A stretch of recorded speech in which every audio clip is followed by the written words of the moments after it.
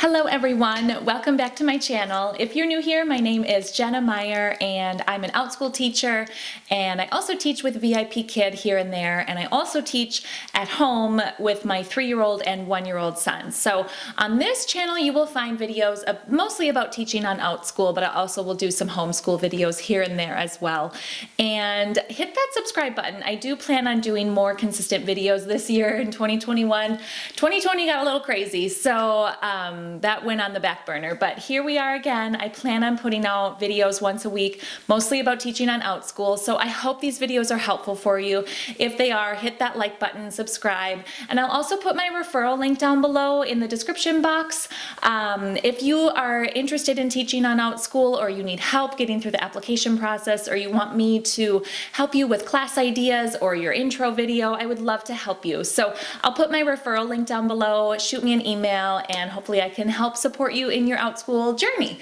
So without further ado, let's get started with today's video. I thought I would do a 6-month update for you. I've been with Outschool for about 6 months now. I started July of 2020, and so here we are, January 2021, and I've taught for 6 months and I still love it. I'm not burnt out. I taught with VIP Kid for like 3 months prior to teaching with Outschool, and I was kind of burnt out from it because, I don't know, it was kind of the same over and over again, those early mornings, late nights. I didn't love that schedule, so I love Outschool because it fits my schedule really well, and I've had really good experiences with my students and parents, so all around it's been a really good experience. And I think the piece that I love the most about Outschool is just the creative element for me. I love being creative. I love thinking out of the box. I love just being able to do my own thing. So that's what this platform has allowed me to do. So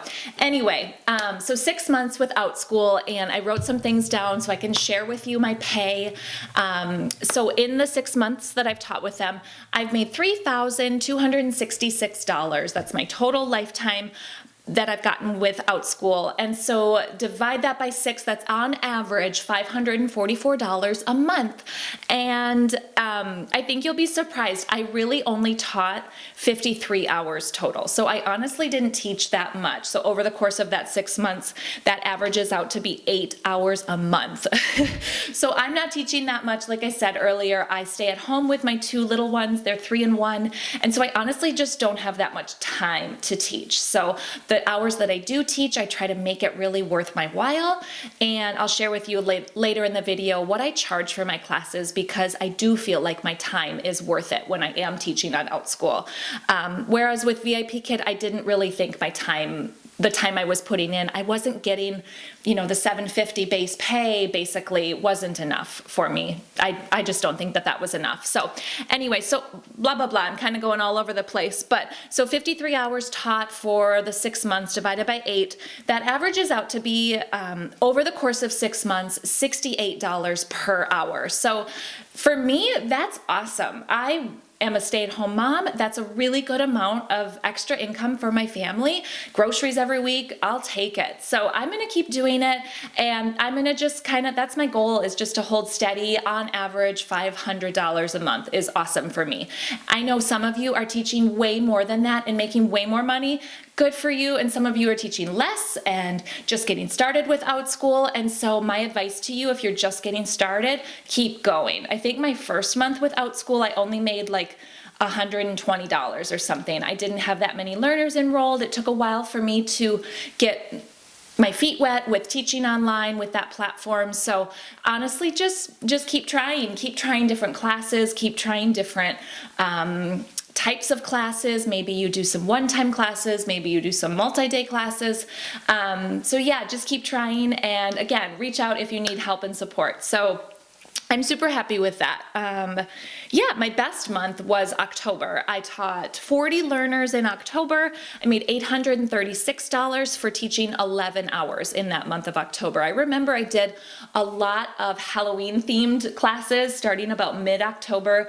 I did a lot of Halloween phonics and easy number counting things with pumpkins and vocabulary all around Halloween. So my biggest thing is take a theme, take a holiday, take something that is now and relevant in the moment, whether that's a holiday or a season or a weather event, and try to make a class off of that. That's kind of what I did in October, and it worked really well for me. I got a lot of enrollments and a lot of students. So, and then that builds. When you do those one-time classes, you do them over and over again. I probably taught my phonics Halloween class maybe 10 times, and so I improved it over that amount of time, and some of those students then enrolled in other ongoing classes. So even though those one-time classes might not fill up or it might not seem worth your time, they are, because it's an investment. So those students might really like you and like your teaching style, and they will enroll with you in a different class later on, maybe the next month. So yeah, anyway, so that's kind of my base, my outline of my first 6 months, and I'm going to keep going with Outschool. And let's see, what else did I want to share with you? I guess just some tips that I've learned over the 6 months of teaching with them. My biggest tip for scheduling is to give yourself at least 2 weeks in advance to schedule your classes. That way, Outschool can advertise your classes on their platforms. They can email out to parents your classes. They go in that Sunday email list. And then, yeah, just giving parents lots of exposure of your classes. If you only schedule a week out, you're probably not going to fill up. So my classes in January, all 2 sections of my kindergarten ongoing class, they are all filled up. I have 8 learners enrolled in each one. And I scheduled those classes and sections about 3 weeks in advance. And so yeah, they all filled up, and I was really happy with that. I know at the beginning, if you're just starting, it can be frustrating to wait and you just want to start teaching, but give yourself some grace, give yourself some time to plan and make those classes as best as you can. And then when the class does happen, you'll feel more ready and more confident, and you'll have more learners, and it'll be more worth your while. And then my other tip is just, I said it a little earlier, just try different types of classes. Try those one-day classes, try ongoing classes, try multi-day classes. Personally, I've only done one-day and ongoing classes. I do want to try to do some multi-day classes. I just don't have a lot of time in my schedule. And then I also really would love to do a flex class, but I haven't really delved into flex classes yet, but that would be a really interesting type of class as well. So my suggestion is just try different things, see what you like, get your feet wet with teaching online, and then once you figure out what you like or what types of classes you like to teach, hone in on that, and offer a couple different sections of that class and get really good at teaching those classes. And then you might get another idea that is relatable to that class, and you'll really enjoy teaching this other class too. So the thing about also with scheduling is, what I found is I used to schedule like a 12 p.m., a 12:30 p.m., a 1 p.m. class right back to back. And I'd have like 2 learners, 1 learner, 1 learner. Instead, schedule just a 12:30 p.m. class, just one section at that time, and then that'll really congregate more learners to get into that one class instead of just sporadic here and there. Like, I'm going to offer 5 sections every day of the same class.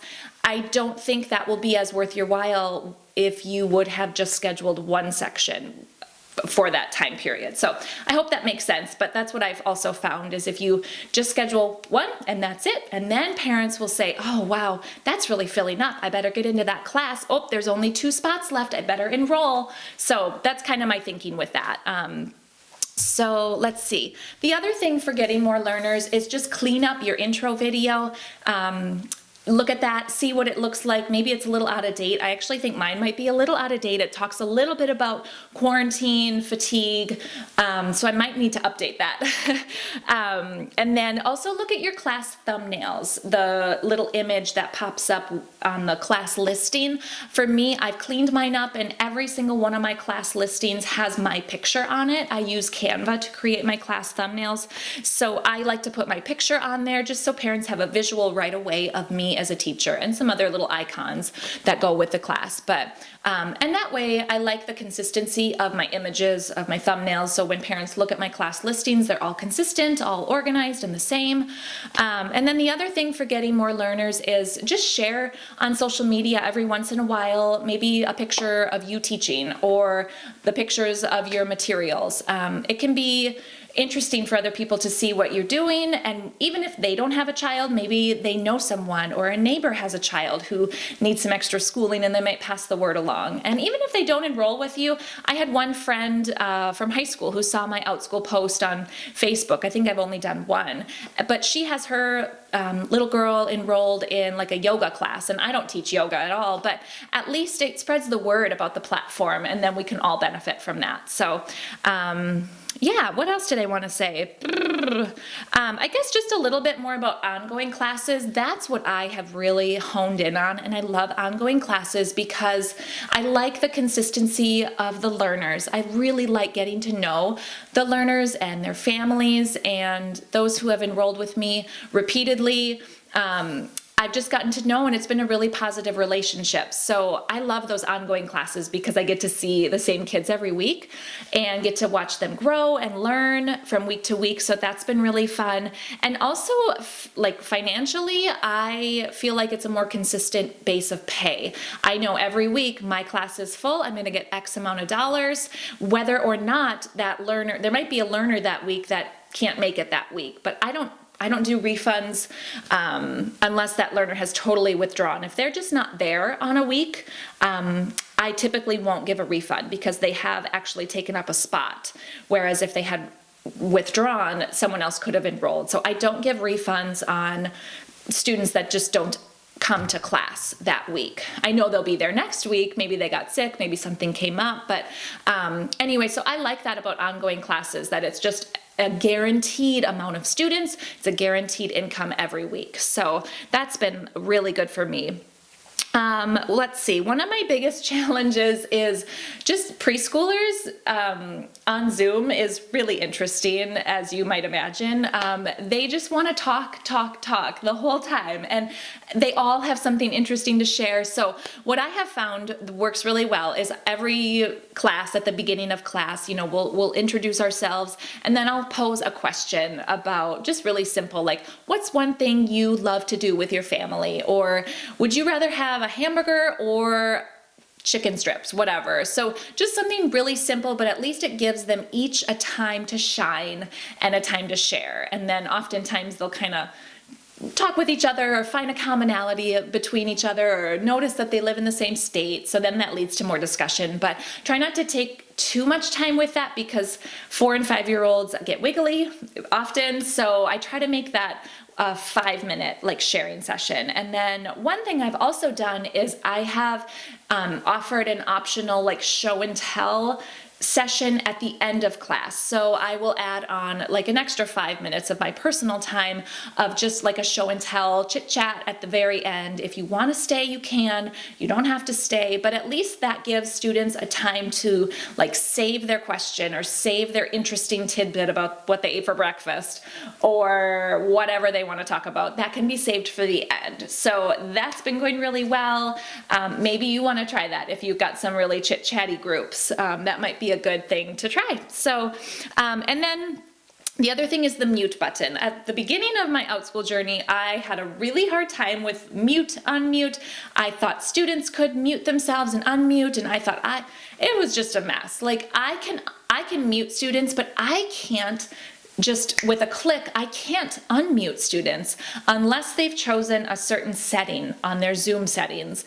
And I've tried to fix it, I've tried to work around it, but some students have that setting set, some don't. So in my class description now, I actually have a little blurb that I just copy paste. Every class description says, I encourage you to have your child able to independently unmute and mute themselves. Have them practice before class, because when you're calling on a student and it takes them a whole minute to unmute and you're waiting, and other kids are getting squirmy, it can just be really disruptive. So the mute, unmute is, I've gotten good at it, but it took me a little bit of practice. So if you have questions about that, just email me, let me know in the comments what you think about the unmute situation with preschoolers. So anyway, I feel like I've talked a lot. I hope this video was helpful for you in just some little tips of what I've learned over the last 6 months with Outschool. But yeah, overall, I love the platform. I love teaching. I don't know about you, but I just feel such a sense of gratitude and fulfillment with this teaching outlet for me. I don't work, and I miss working during COVID, and I chose to stay at home with my kids, and I love that, but I also really love teaching, and I love feeling valued in a different way other than just a mom. So this has been a really great experience for me, and I hope I can keep doing it and doing it well. And yeah, so just let me know in the comments what your experience has been. How many months have you been with Outschool? Let me know in the comments. I'll be really curious. So yeah, again, hit subscribe, my referral links down below, and I hope to see you in my next video. Thanks, you guys. Bye.